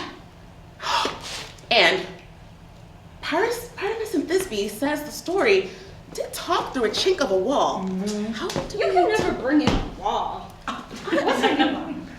Some man or other must present wall. And let him have some plaster or some loam or some rough cast about him and signify wall. And to this, let him through all his fingers does, and through that cranny Pyramus and Thisbe whisper. If that must be, then okay. All right, let's rehearse. Pyramus, you begin. When you have spoken your speech, enter into that break and so everyone according to his cue. Enter Pup. What hempen homspuns have we swaggering here? So near the cradle of the fairy queen? Oh, what? A play toward? I'll be an auditor, an actor or two, perhaps. Let's see what I can cause. Okay, speak Pyramus. Thisbe, stand forth. Thisbe, the flowers of audio savor sweet. Odors. Odors savor sweet. So have thy breath, my dearest Thisbe dear. But hark a voice, stay thou but here a while, and by I will thee appear. Exit. A stranger's Pyramus in an airplane here.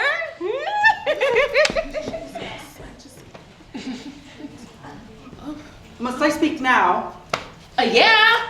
For you must understand, he goes but to see a noise that he heard, okay? And it is to come again. Okay.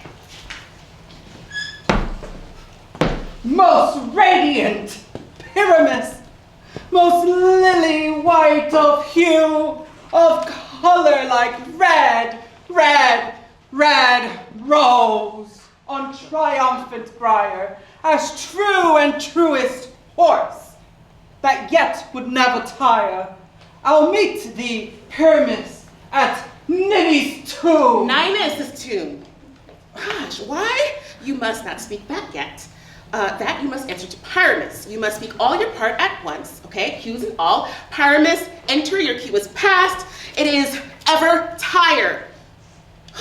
Oh.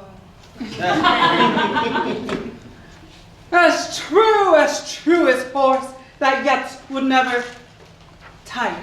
Enter Pup and Bottom with an ass's head. Pup has turned Bottom's head into an ass's head.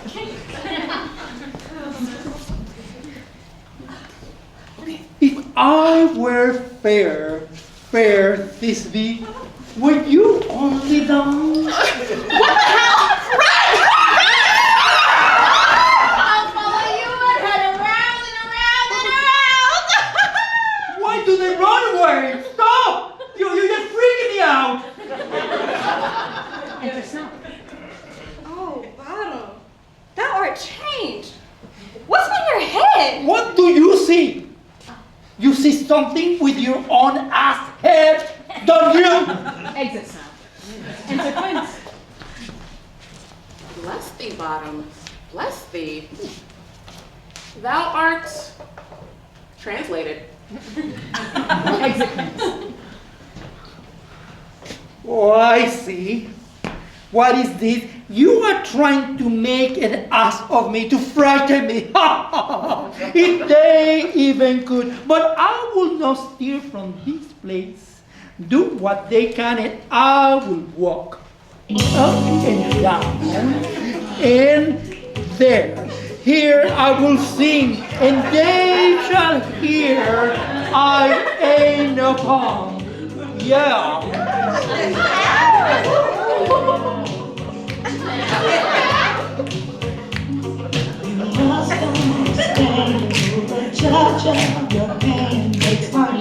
What angel wakes me from my flowery bed?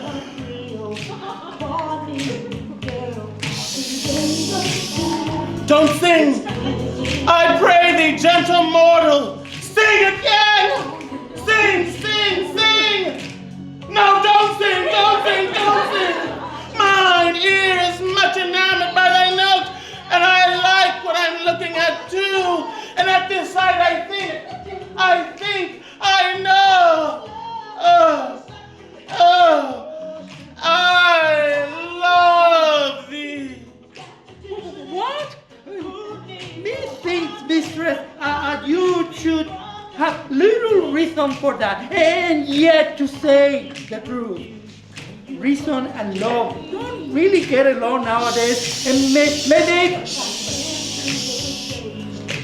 Thou art wise and fine.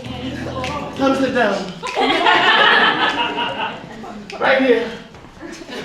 Not there, here. Yes. Oh. Isn't it wise and fine, everybody?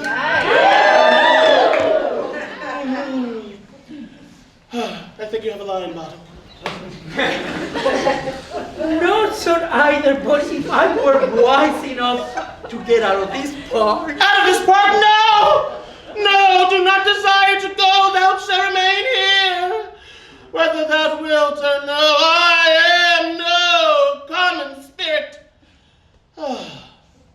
Even the autumn serves me. Titania keeps it autumn because she likes autumn. You know what I'm saying? Thank you, and I do love thee. Therefore go with me. I will give thee fairies. That's right, I'll give thee fairies. Therefore you must come with me, and the fairies will attend to thee, and they shall fetch thee jewels from the deep, and sing you lullabies to sleep, and I'll make you a spirit too. Yes, you will be a spirit like me. Fairies, give him more zhuzh. Fairies, more zhuzh. Thank you. Be kind and courteous to this gentleman. Pop in his holes and gamble in his eyes. Feed him with apricots and dewberries, with purple grapes and green figs and mulberries. Nod to him and provide him.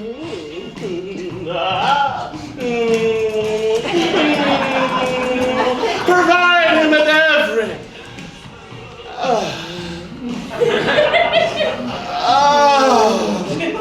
Everybody.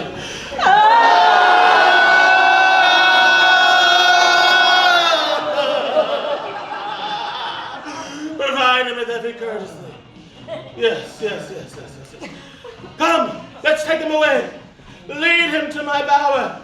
There's much more to be done. Tip up my lover's tongue and bring him quietly. Exit Titania, bottom, and fairies.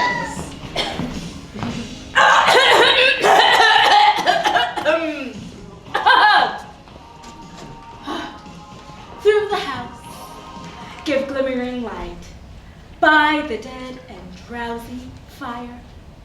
Every elf and fairy sprite hop as light as bird from briar. Now until the break of day, through the house each fairy stray.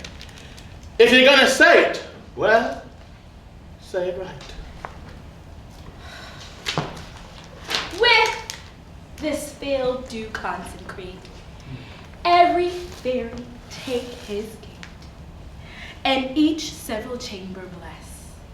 Through this palace with sweet peace, and the owner of it bless. Ever she'll in safety rest. Chip away, make no stay. Meet me all by break of day. Exit all except Puck.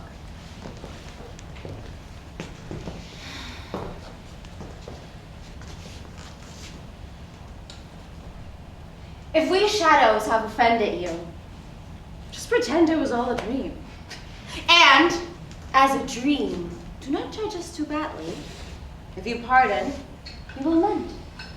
And, as I am an honest Puck, if we haven't earned luck now to escape the serpent's stung, we will make amends soon. Else, call me a liar. So, good night unto you all. If you liked what you see, show us with a sound and movement, please. And let's do this again soon. Maybe in the next 40 years.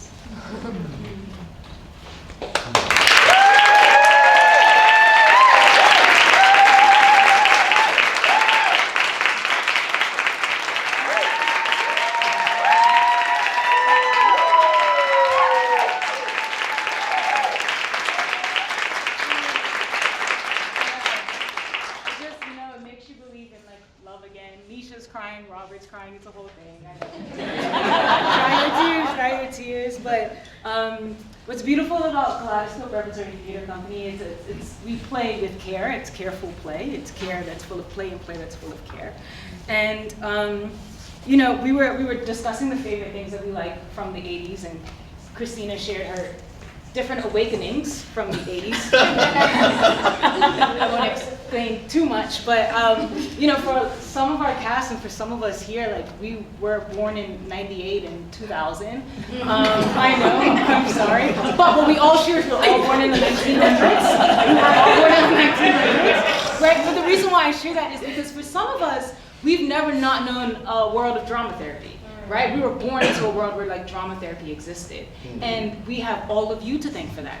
All of the stories that you shared, the things that you created, you know, the roles that you inspired. We have the first Cuban drama therapist, and the first Latina drama therapist. Like, we got to live and grow and create in that, right? And what's beautiful is that CRTC is the colorful enchantment of that, being that either we're creating stories ourselves or we're using stories that already exist as containers to express, you know, the things that we learn in our textbook, right? And not just say, okay, we're learning it in our textbook, but we're putting it on the stage, right? We're putting it on the stage because it deserves to be on the stage, and we're playing with it, and it's colorful and it's beautiful. And so thank you for the 40 years, and thank you for the 5 years. And I'm excited to continue to play with you all, and we are excited to continue to play with you all. And so from 40 years behind us to 40 years above us, we want to spend the next 80 years leading with love with you all. So thank you.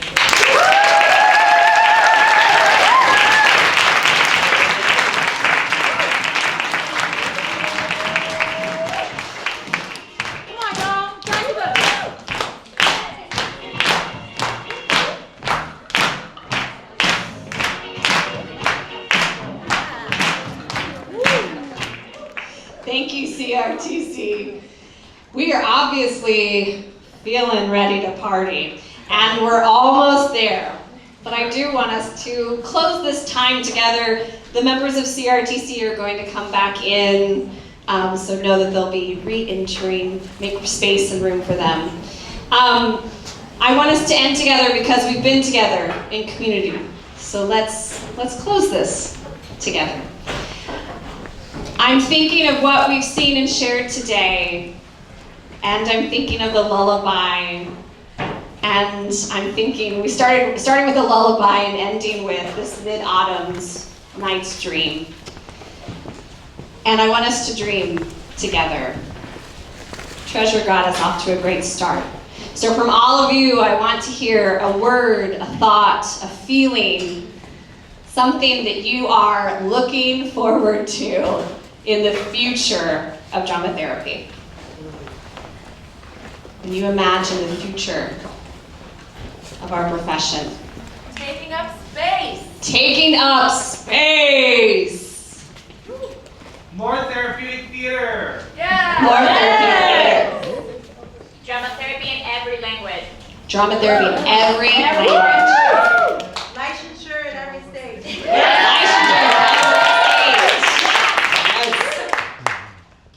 Insurance coverage.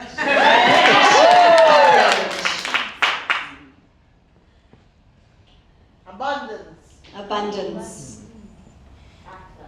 Access. Desire. Desire.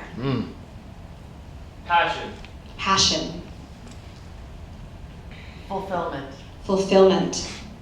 Hope. Hope. Expansion. Expansion. Leading with love. Leading with love.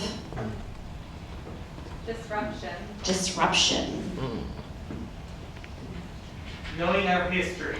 Knowing our history. Persistence. Persistence. Making our history. And making our history. Making our herstory. Making our stories. Making our stories. Feeling. Being change makers. Being change makers. Bringing the magic. Bringing the magic. Being joy seekers. Being joy seekers. Self-care. Self-care. Community care. Community care.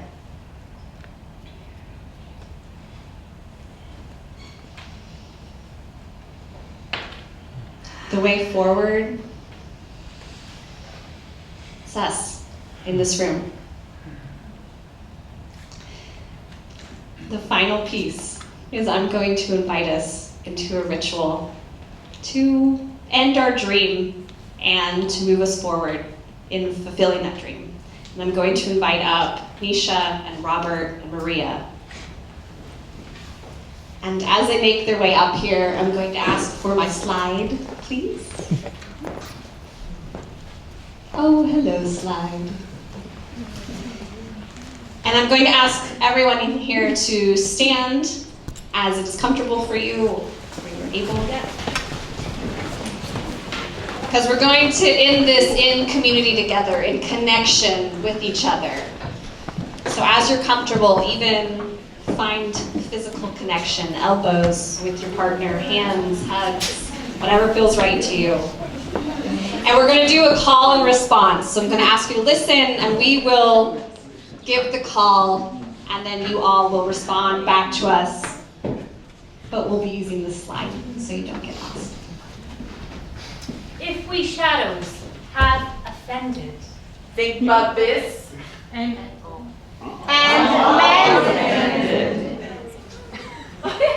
Wait, let's start over.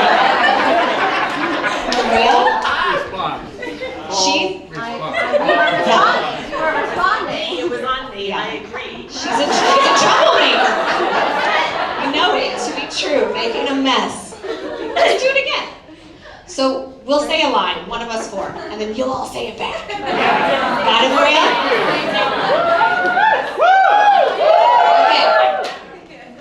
Okay. if we shadows have offended. If we shadows have offended. Think but this and all is mended. Think but this and all is mended. That you have but slumbered here. That you have but slumbered here. While these visions did appear. While these visions did appear. And this weak and idle theme. And this weak and idle theme. No more yielding, but a dream. No more yielding, but a dream. Gentles, do not reprehend. Gentles, do not reprehend. If you pardon, we will mend. If you pardon, we will amend. And as I am an honest one. And as I am an honest clock. If we have unearned, I'm sorry, iambic pentameter. If we have unearned luck. If we have unearned luck. Now to escape the serpent's tongue. Now to escape the serpent's tongue. We will make amends ere long. We will make amends ere long. Else the puck a liar call. Else the puck the liar call.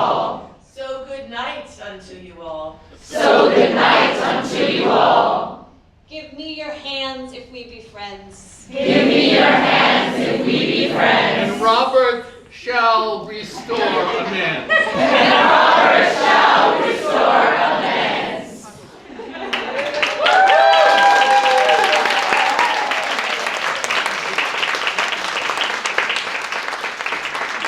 I hope we are friends for a long, long time, even Maria.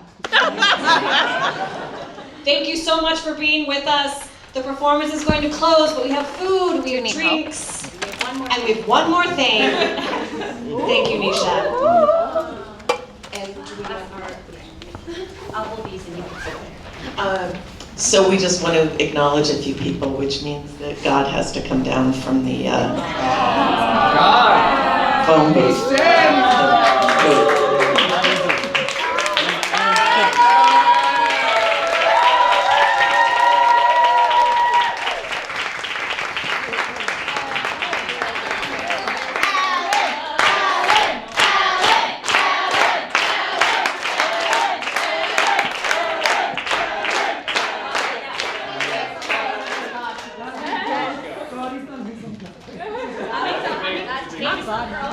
Takes time.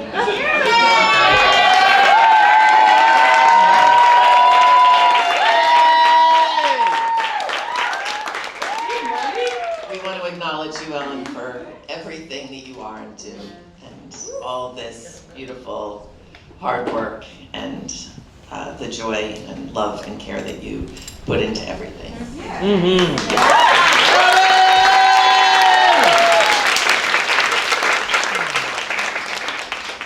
Callie, we want to thank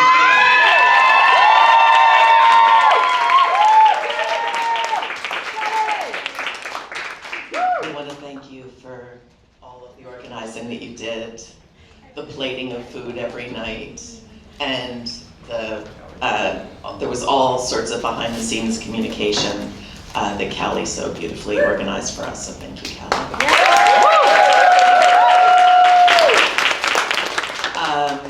Bria.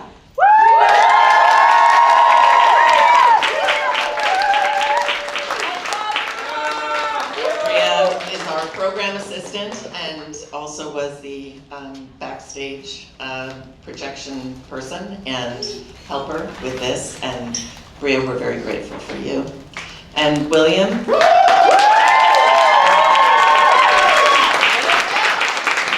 William, we're trying really hard to disrupt the manosphere with your gifts, so, which is William's thesis going to be about that. So William was the person who was moving the set pieces in and out and supporting us all backstage, so thank you, William. And Robert and Camila.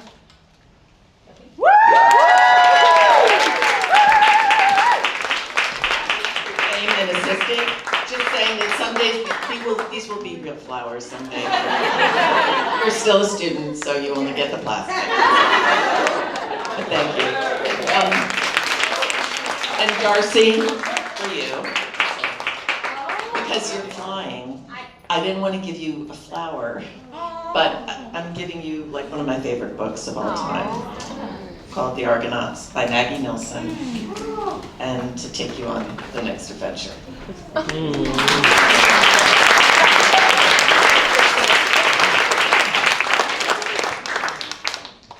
And to Maria.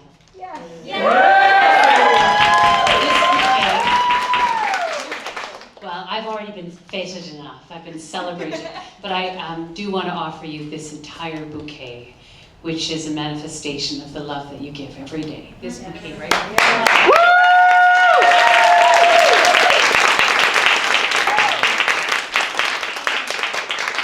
And now we dance? And now we dance, but I have to go Back ascend back up to bring in the music. All right, so we are going to dance, and we are going to eat, and we are going to celebrate together for a little while longer. And we will dissipate out of this magical garden, this particular dream we've held together to create them out there in the world. Thank you all, and good night.